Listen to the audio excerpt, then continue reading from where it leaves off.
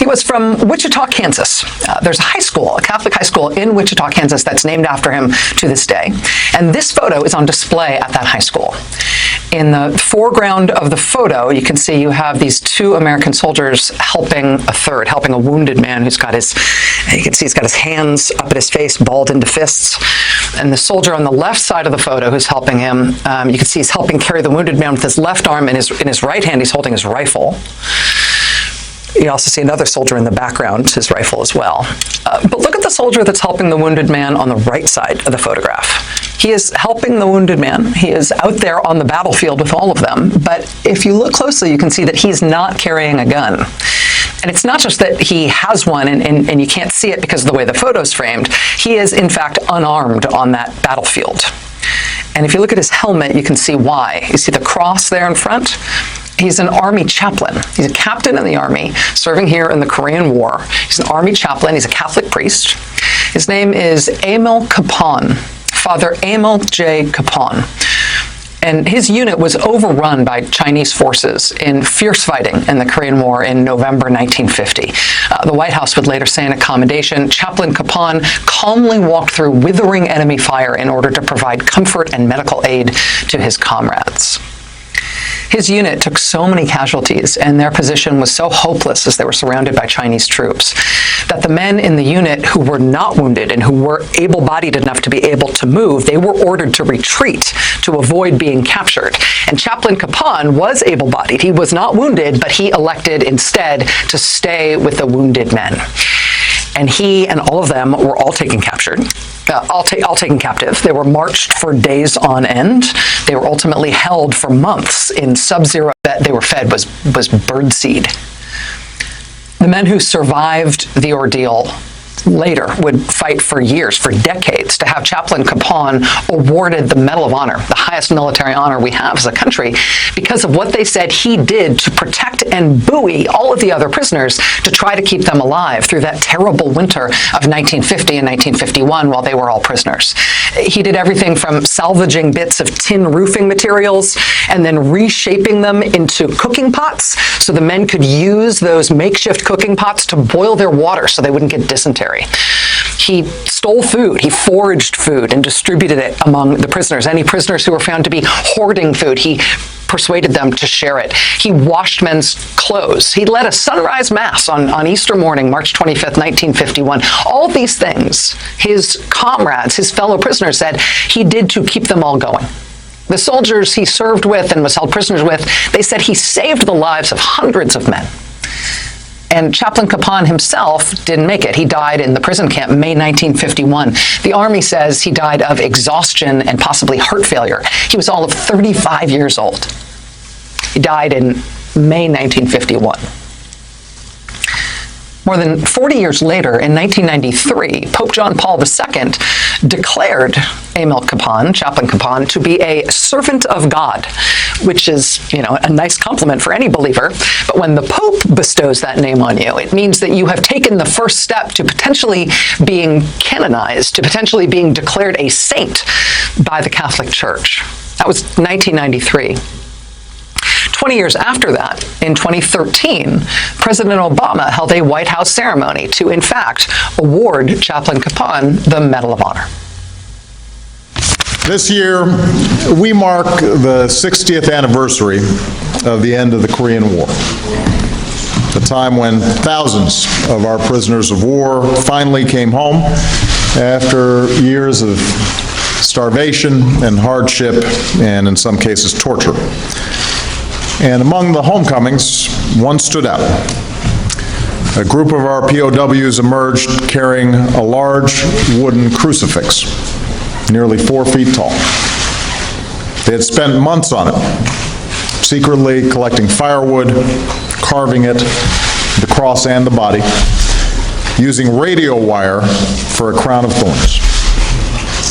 It was a tribute to their friend, their chaplain, their fellow prisoner, who had touched their souls and saved their lives, Father Emil Kapon. That was 2013, 8 years ago. Father Kapon being awarded the Medal of Honor, 62 years after he died in that prison camp.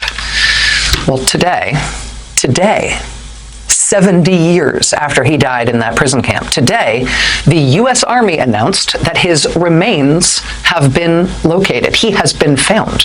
A statement today from Army Chief of Staff James C. McConville, quote, "The Defense POW MIA Accounting Agency announces today that Korean War Medal of Honor recipient Army Chaplain Emil Joseph Kapan has been accounted for." 70 years after his death.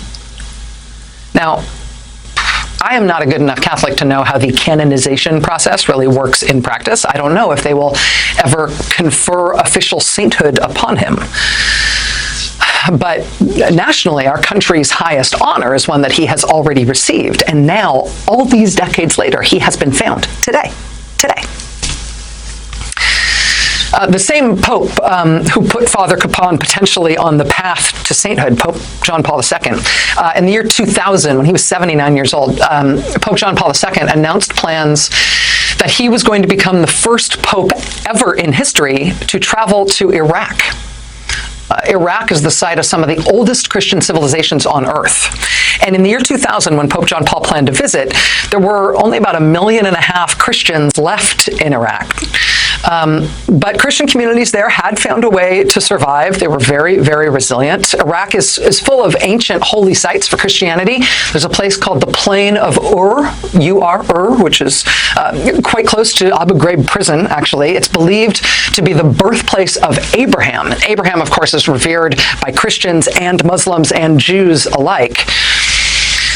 But in the year 2000, John Paul II made plans to visit. He said he would be the first pope ever to visit Iraq, to visit Iraq's beleaguered Christian communities, and to visit Iraq's holy sites. Saddam Hussein was still the dictator in Iraq in 2000, and ultimately that trip did not happen because Saddam Hussein said no, he blocked it. And so that trip didn't happen. 3 years later, of course, in 2003, the United States invaded Iraq, which set off wave after wave of catastrophe and apocalyptic sectarian fighting. The beleaguered community of Iraqi Christians that had been about 1.5 million strong before we invaded, it's now today down to somewhere between 200 and 500,000. And it is not hard to understand why. In the later years of the Islamic State in Iraq, ISIS, they actually used Christian churches in Iraq as firing ranges. In 2010, Al-Qaeda in Iraq launched an attack during Mass at a church in Baghdad, a church called Our Lady of Salvation. They used grenades and bullets and suicide vests. They killed 58 people in the church in that attack, including 2 priests. There's a memorial mural painted on the blast walls outside the church now showing all 58 of the people who were killed that day. There's also a mural right next to that on those same blast walls showing Francis, who is now, of course, the Catholic Pope. Well, today, Francis came to Iraq. His 2 predecessors as Pope had both tried to come to Iraq, had both tried to be the first pope to ever visit Iraq. Neither of them was able to do it. Pope Francis has not traveled anywhere in the past year because of the coronavirus pandemic. His first trip anywhere was here to Iraq.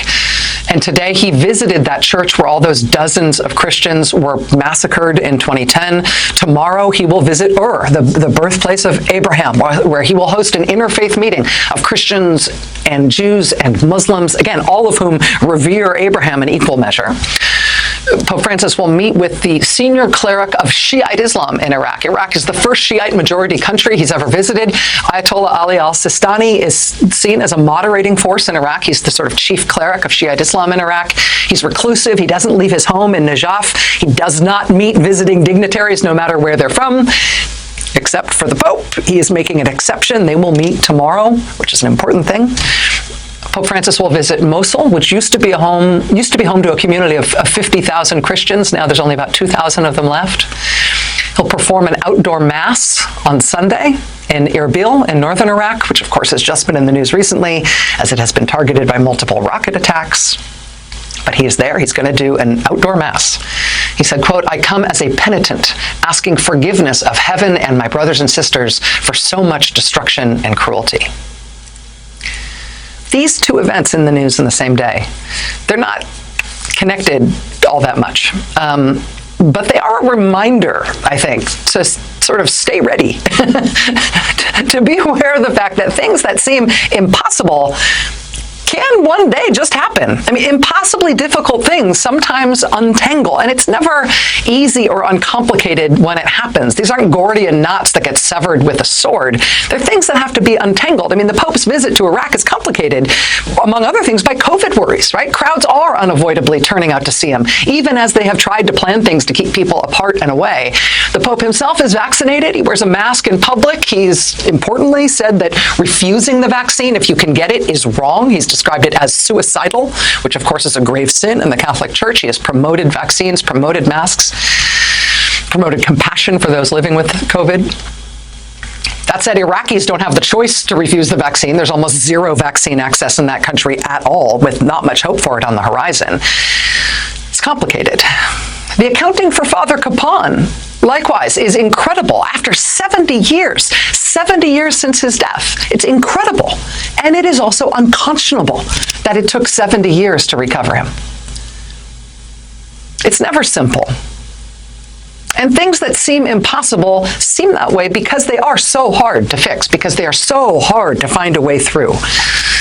But sometimes twice in a day, an impossible thing breaks open and becomes real, becomes fact, becomes today's news. And for me, in the news, days like that are an absolute cure for the million stick-in-the-mud, nothing's going to get better votorama days that come in between days like this. Sometimes the impossible really does just happen. Be ready.